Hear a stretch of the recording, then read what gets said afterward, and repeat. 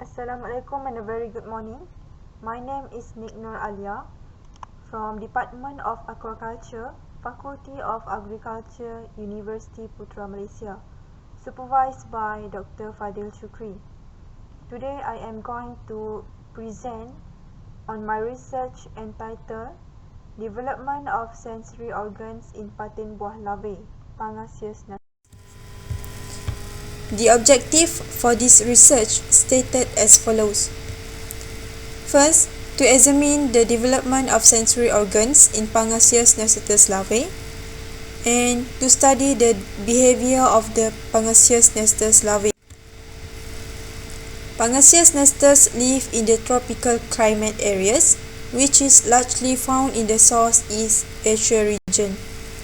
It is mainly found in 6 countries, which are Cambodia, Laos, Thailand, Malaysia, Indonesia and Vietnam. It is a native species in Malaysia and commonly known as patin buah.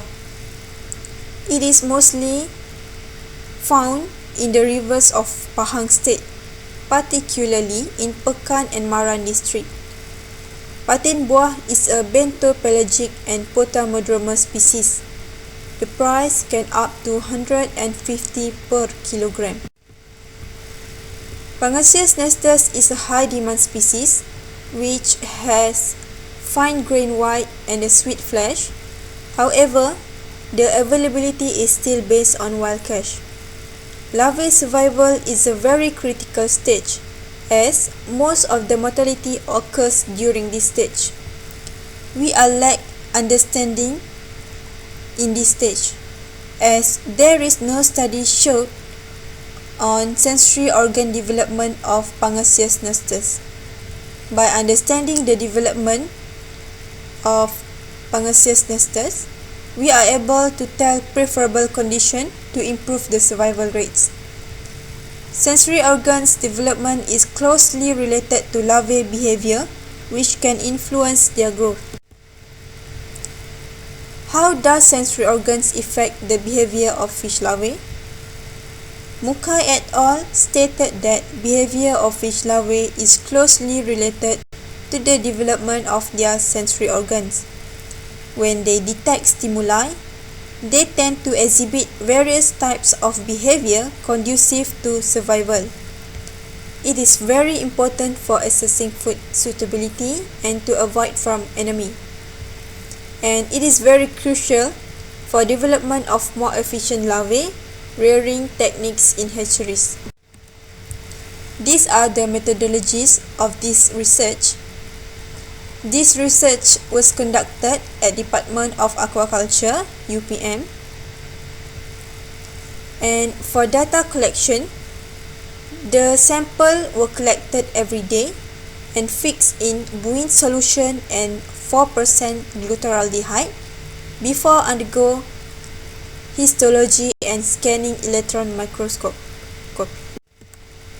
These are the results of this experiment. On first day after hatching, unpigmented eyes were observed, 1 pair of auditory vesicle, 1 pair of free neuromas on the head.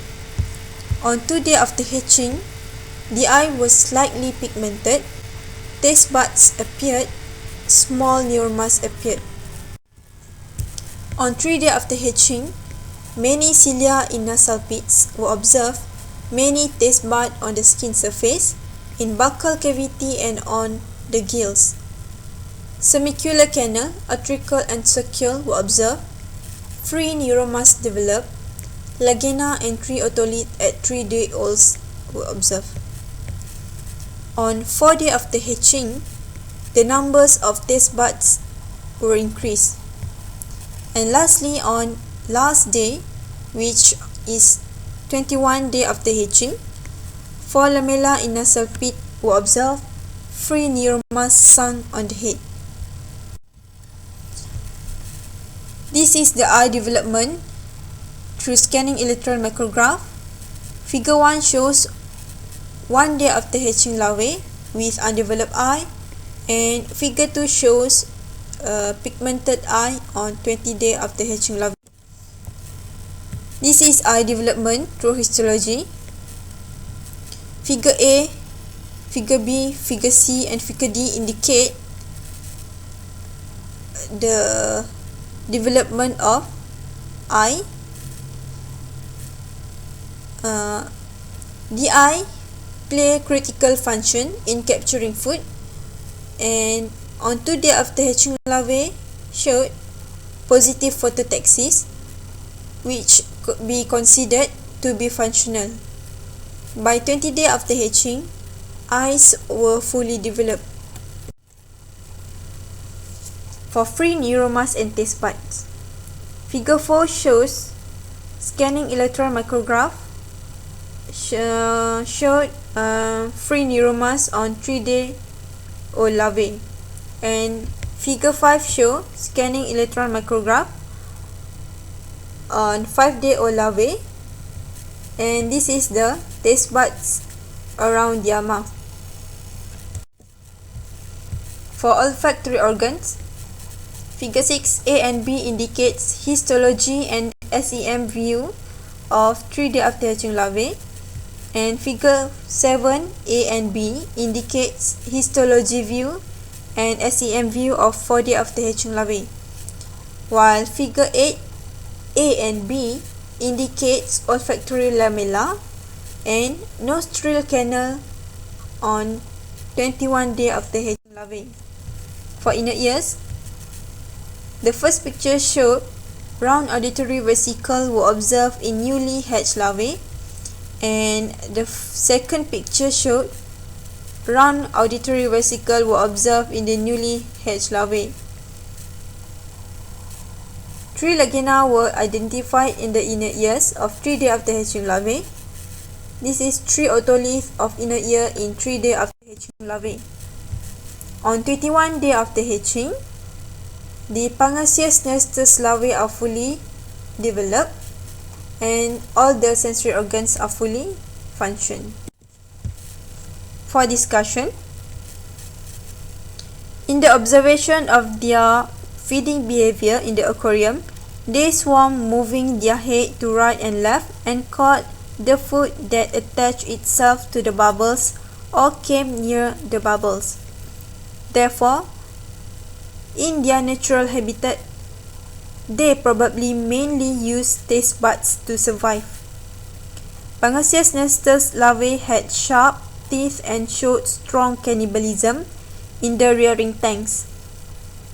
The expression of cannibalistic behavior in Pangasius nasutus was first observed at 54 hours after hatching, with chasing and biting of the posterior body parts.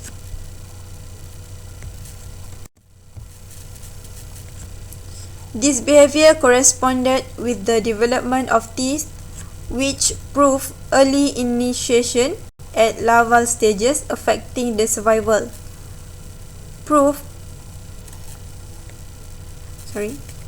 In addition, cannibalistic behavior was often observed at night despite not having root cells for better night visual.